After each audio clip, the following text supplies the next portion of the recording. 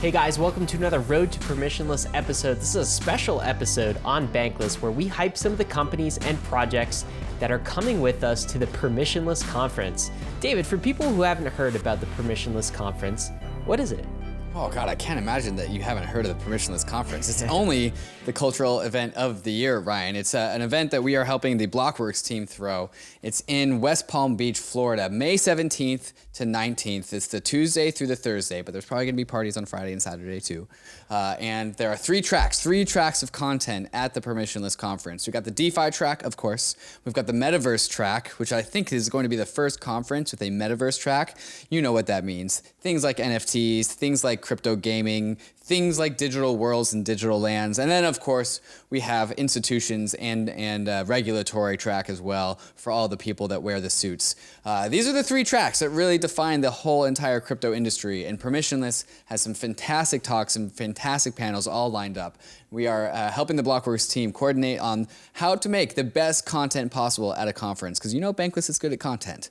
And so that, Ryan, is all about what Permissionless is. Yeah, and speaking of Bankless content, I think you'll get to see a lot of guests that you've heard on Bankless over the past year or two. Chris Dixon will be there, Justin Drake will be there, Cooper Turley will be there, all the DeFi founders, Hayden Adams will be there, Jay from Rari, Stani, Kane Warwick, the entire crew. So make sure you check that out. And of course, if you are a Bankless premium subscriber, we got some bonus features for you, which is a 30% discount. Big bonus. Off a Permissionless ticket right now. So that pays for your Bankless subscription and more in the future. We'll include a link in the show notes so you can get that discount as well. David, who are we talking to today on the Road to Permissionless? Yeah, we're talking to Michael Shaulov from Fireblocks. And we've had Michael on the Bankless podcast before. And Fireblocks is a self-custody software provider for so many just massive institutions, but also what is new with Fireblocks, and you're going to hear this in the episode, is that they have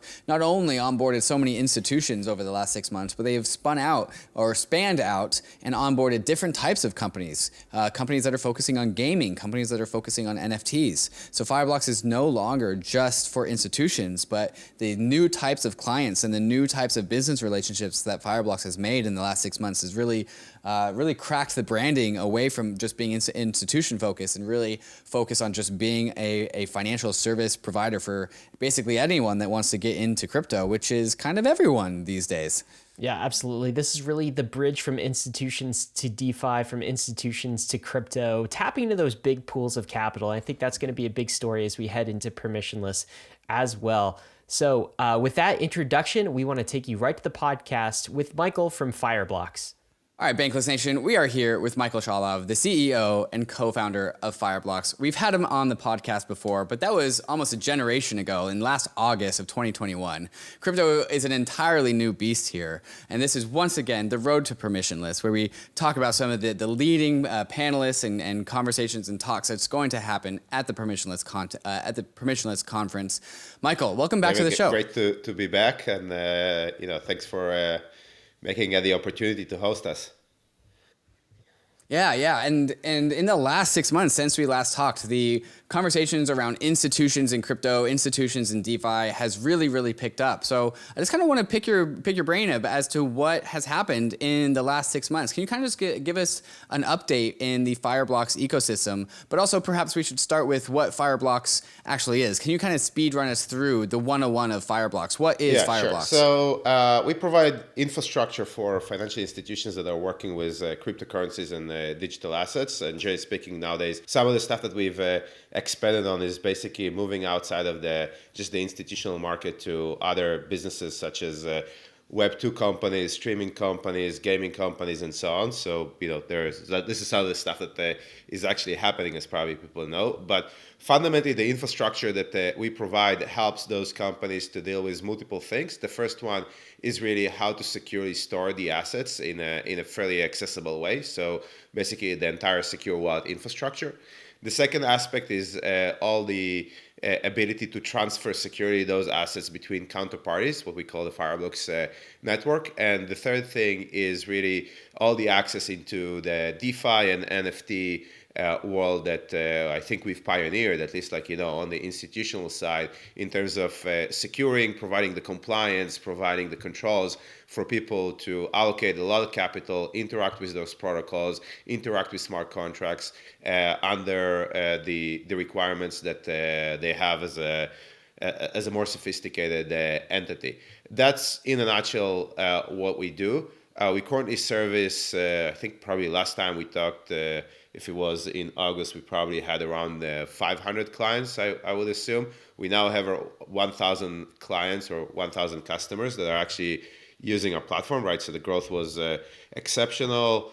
About $260 billion is being transferred, basically from a transaction standpoint, being transacted over the platform, the pipes that we provide.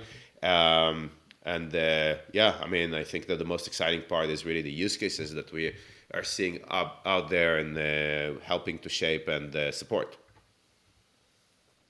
2x growth in 6 months is absolutely gangbusters. That is insane growth, and I definitely think that is probably why the $8 billion valuation that you guys got on your recent raise is certainly justified. We're going to get into that in a little bit, but just as a high-level recap, crypto's growing up. It's interesting more and more people around the world. It's also interesting more and more institutions, and of course, we all know that custody and private key management in crypto is always a dangerous thing. And so that's really where Fireblocks comes in, first with the custodianship, but also with making sure that your guys' clients are still hooked into the powers of DeFi and all the powers that DeFi enable. Are there any really awesome clients that you've landed in the last 6 months? Which of your clients really excites you? Yeah, I mean, we've landed a lot of super interesting clients that came on board. I think a lot of the fintech clients and that joined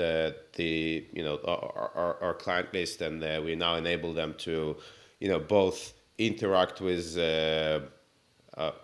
generally speaking with crypto, but really starting to venture into the DeFi space, even under the regulatory requirements that they have with the stuff that we're doing on the permission DeFi. One of the most recent and really exciting projects that we've helped execute is actually with ANZ Bank from Australia that I think they announced it last week, where they launched the ANZ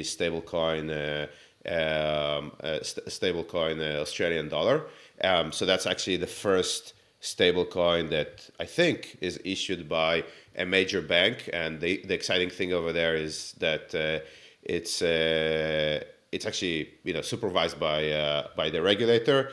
There are things that are whether exciting or not exciting depending what side you are. But for example, one of the use cases that you can now start paying taxes with that stablecoin, which is sort of a really you basically can understand how not only the institutional coming in, but really major governments are now starting to look at leveraging this technology for their bread and butter. Mm-hmm. That is a brand new use case that I don't think I've heard before, is tax approved stablecoins from a whole entire nation state.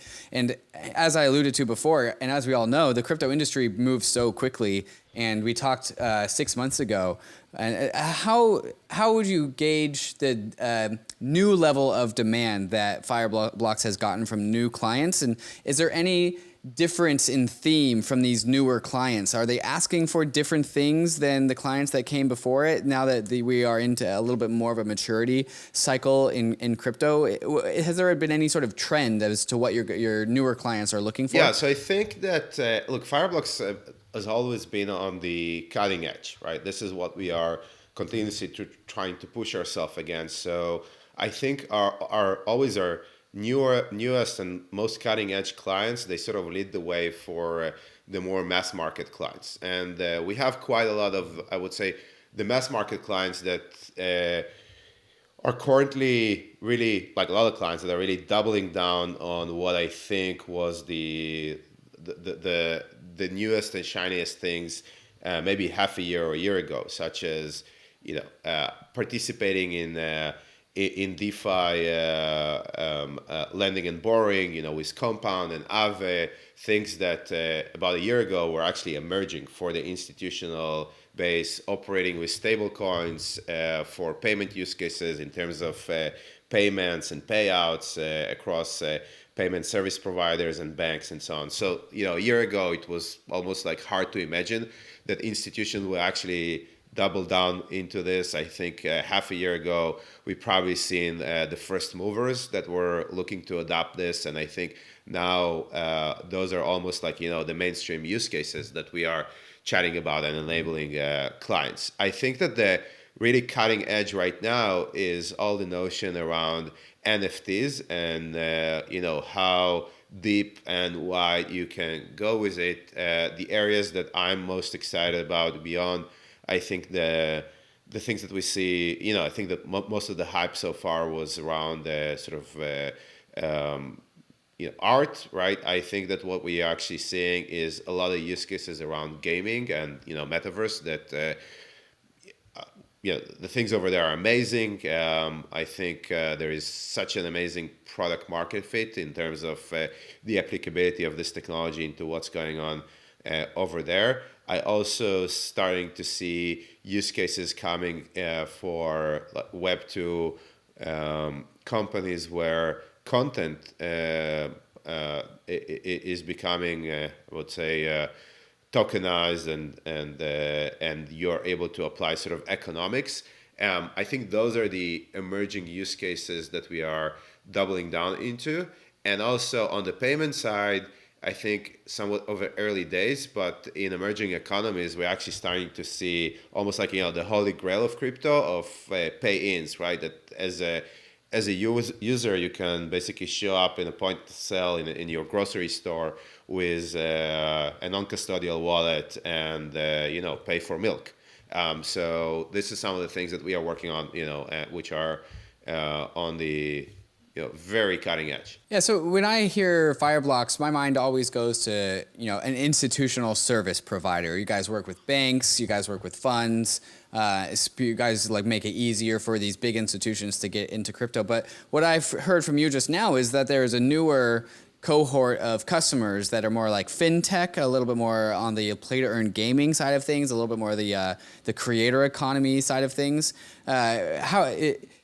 How would you describe just like the spreading out of these services that you guys are working towards? You said Fireblocks is always on the cutting edge, right? Always on the frontier. How many new types of customers really are there? Like what are the different industries and different categories? I think that it's continuously increasing, but I think that just interestingly enough, there is a slight misconception around where we've been positioned both traditionally and at this point. It's true that we are sort of like best known for servicing some of the folks like Bank of New York Mellon and Galaxy and some of the the marquee accounts in the space, but those probably represent around 10 to 20% of our clients today, and they probably also represented somewhere between 20 to 30% of our clients a year ago, right? I think our main client base was always somewhat the emerging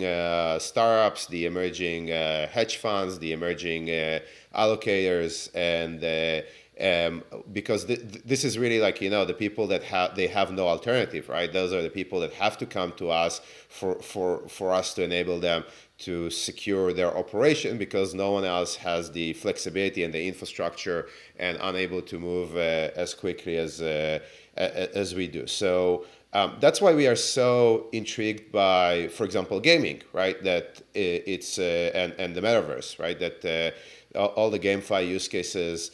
I think we are probably one of the only providers right now that support running, right? That is one of the primary blockchains that is used for GameFi. We support NFTs on Solana. We do all those things that if you're serious about what you're doing and you are developing and exploring the cutting edge of this space, we are here to service you.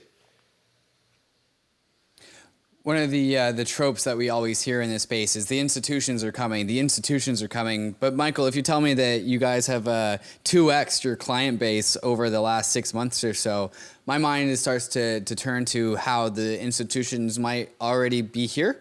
How does that land with you? Are the institutions coming, or are they It already depends here? what you define institutions, right? I think that some of the more traditional banks, if you refer them as institutions, I think that they are still coming, right? Some of them are actually, at the door in the club, or sort of like making their way in.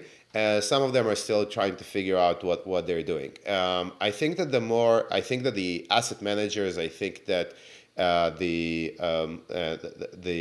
hedge funds and other more, I would say, aggressive or nimble institutions are already in the game. A lot of them, and I think we might need to basically change the lingo a little bit, because we always use institutions, right? But I think what we are starting to realize is that we should actually just use the word businesses, right? Because in some way, I think it's been always the thesis around Web3, but I think we're already seeing this happening today, when people said 15 years ago that every business will be an online business, and there was a question of why a coffee shop will be an online business, which was, I think, a legit question back in 2005 or 2008. I think now it's clear why a coffee shop is an online business, right? And I think what we're seeing right now is that a lot of those retail businesses, a lot of those Web2 businesses, they're all becoming Web3 businesses, or they're contemplating how to do it. And I think it's anything from tokenizing their assets to actually taking their treasury and starting using the new rails to be more efficient, to leverage the yields, to streamline their processes. And I think it's going to propagate well beyond the traditional institutions. And I think that honestly, it's what will happen over there is that also some of those institutions, unfortunately, that are still are late to the party, they might be somewhat basically disintermediated. And one of the other things that has been very, very relevant over the last 6 months or so is this regulatory conversation. So many businesses are paying attention to crypto, and that's made the regulators start to pay attention to crypto. How has Fireblocks adapted or changed or just like navigated this very, very relevant and increasing steam of a conversation when it comes to regulation? Is it a concern for you guys, or is it more a concern for your customers, or just how are you guys thinking about this growing attention towards regulation? We view this as mostly as an opportunity, to be honest. I'm not going to disregard the fact that there are concerns, but I think that the biggest concern is actually lack of clarity. Okay, the second biggest, basically, that's, I think, priority one, right? To make sure that there is clarity. Priority two is really to make sure that the regulation is aligned with the technology, right? Which I think that in many cases there is a discrepancy between, when regulators are forced to move fast, and then they sort of default into what is already known to them, or basically their best practices from the old world, and then we're getting some very weird, regulations. But I think that, generally speaking, I actually view this in general as an opportunity for multiple reasons. The first one, we are engaged with a lot of regulators across the board and across the world, and we are putting a lot of effort into both explaining the regulators what we do, and how our clients are using us, and what this technology is. So we're putting a lot of effort into education. That's first and foremost. The second thing is that we're really trying to think through how we can leverage this new technology, not only to comply with what's important for the regulators, because I think we can all appreciate that basically like money laundering, terrorist financing, consumer protection, all those things are bad things that I honestly don't want to see them in an ecosystem that I'm active and I'm enabling, right? Now, the main question is, how do we actually taking the technology and we basically improving on that to give better protection for people that are more seamless and are much more intuitive. And I think that blockchain and digital assets actually have properties which will allow us to develop a more resilient world, right? This is basically the promise that I have. And I think that we've done some of the work around Aave Arc recently and some other projects that we are currently involved in around the identity and on-chain KYC and things of that sort that give me a lot of confidence that in the next 12 or 18 months, not only that we will be able to create a better world, so to speak, but also a world that will already have some MVP proof points within regulatory sandboxes. So Fireblocks is based in New York, so you guys obviously have to adhere to U.S. regulation. But you said you recently just mentioned that you onboarded an Australian bank, and Australia has a different set of regulations. And from what I hear, regulations are a lot more friendly in Australia. How does it work when a U.S. domiciled custodian like Fireblocks works with like an Australian bank? How do you guys manage like the multiple layers of compliance and regulatory because it's two different nation states? And do you guys are there like nation states that you guys like really prefer to work with just because it's easier? Yes, just like first clarification is that Fireblocks is not a custodian. We are a custody technology provider, Sure. right? So we are ourselves, right, for the 99% of our business are not required to be regulated, and our clients need to be our clients under, specifically depends on what they do, right? They might need to be regulated. Having said that, it's clear that whether the regulator need to be aware of what we are doing and how we're providing the technology to make sure that the funds and the operations and the compliance and all that kind of stuff are secure, or specifically the way that the language around custody in that jurisdiction is drafted, we need that to be sort of consistent. There are jurisdictions. Well, let's start from the end, right?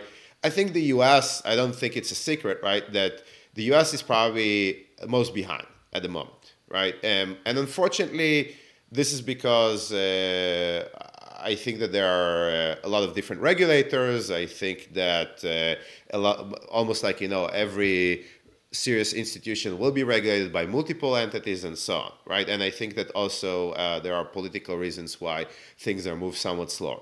There are jurisdictions, for example, Singapore, Switzerland, Germany. Australia is on the path of executing that I think there is a much better clarity over there. I think each one of them has their pros and cons in terms of the frameworks that they provided, but we definitely see more traction and more openness to do business and go and sort of like for businesses to transform and innovate when there is a regulatory clarity.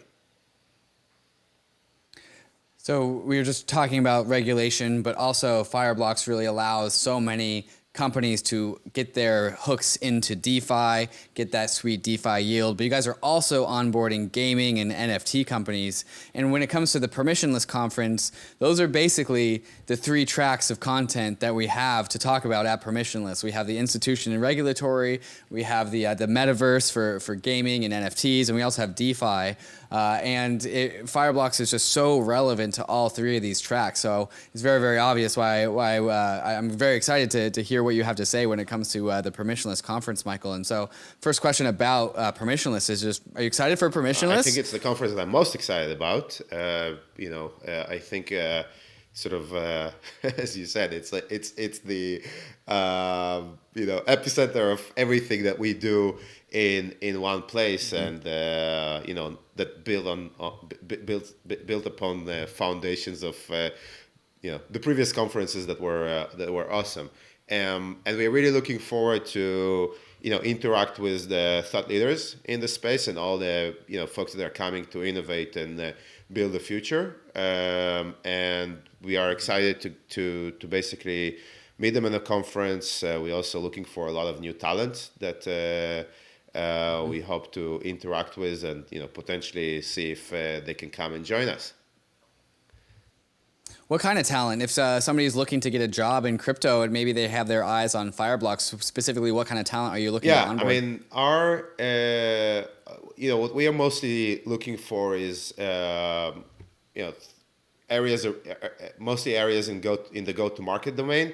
So whether it's marketing, business development, sales, that's like one area. We're also looking for people that will join our compliance teams, support teams, customer success teams, so more technical people in general, and also clearly awesome product managers that potentially have financial experience and they are excited to learn and sort of make the jump now and sort of join the future and sort of apply all the things that and all the expertise that they have from traditional finance and to move over to I think the next what will be important in the next 30 to 50 years. Well, Fireblocks recently raised $550 million. Congratulations on that, Michael. And so you guys have a massive war chest. So I would imagine there's a bunch of opportunities and jobs for the ambitious and the hungry people who want to build out the world of Web3 with Fireblocks. When it comes to just business development and business connections and finding other clients, who are you looking for to connect with at Permissionless on that front? So I think first and foremost, I think the financial institutions that are coming in to understand whether it's those are new businesses or institutions that were set up, or more of the traditional or fintech institutions that are coming in to learn more around what this opportunity is and how they're going to interact with the DeFi space. But more importantly, we are making a lot of push into use cases around gaming and NFTs. So really interact with the innovators over there. I think every time we meet a company that is doing something in that space, we learn something new. I think that also for a lot of those companies, because a lot of the talent that is sort of being funneled into the space, they are not always crypto native, right? And where we can help them is to understand how to reduce the friction, how to play in the ecosystem, how to connect to other players, understand them, explain to them where they can find the resources that will just make their journey and execution more streamlined and make them successful. So I'm really looking forward to interacting with all the, let's say, people that are innovating and building the exciting stuff that hopefully we'll be discussing together in half a year from now.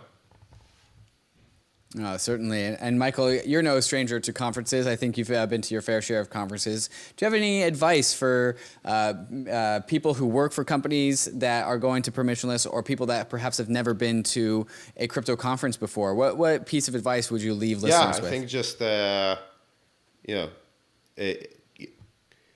be at the conference, interact with people, ask questions, make sure you meet a lot of people and ask them about what they do and what do they envision the future is going to look like, and just generally speaking, enjoy the event and the and the parties and everything that those conferences have to offer. Well, there is just a few months left to the Permissionless conference. So, Michael, I look forward to chatting with you there as well. And thank you for coming on and sharing your thoughts on this road to Permissionless. Thanks so much, David. Looking forward to seeing you there. Hey, we hope you enjoyed the video. If you did, head over to Bankless HQ right now to develop your crypto investing skills and learn how to free yourself from banks and gain your financial independence. We recommend joining our daily newsletter, podcast, and community as a Bankless Premium subscriber to get the most out of your Bankless experience. You'll get access to our market analysis, our alpha leaks, and exclusive content, and even the Bankless token for airdrops, raffles, and unlocks. If you're interested in crypto, the Bankless community is where you want to be. Click the link in the description to become a Bankless Premium subscriber today. Also, don't forget to subscribe to the channel for in-depth interviews with industry leaders, Ask Me Anythings, and weekly roll-ups where we summarize the week in crypto and other fantastic content. Thanks everyone for watching and being on the journey as we build out the Bankless Nation.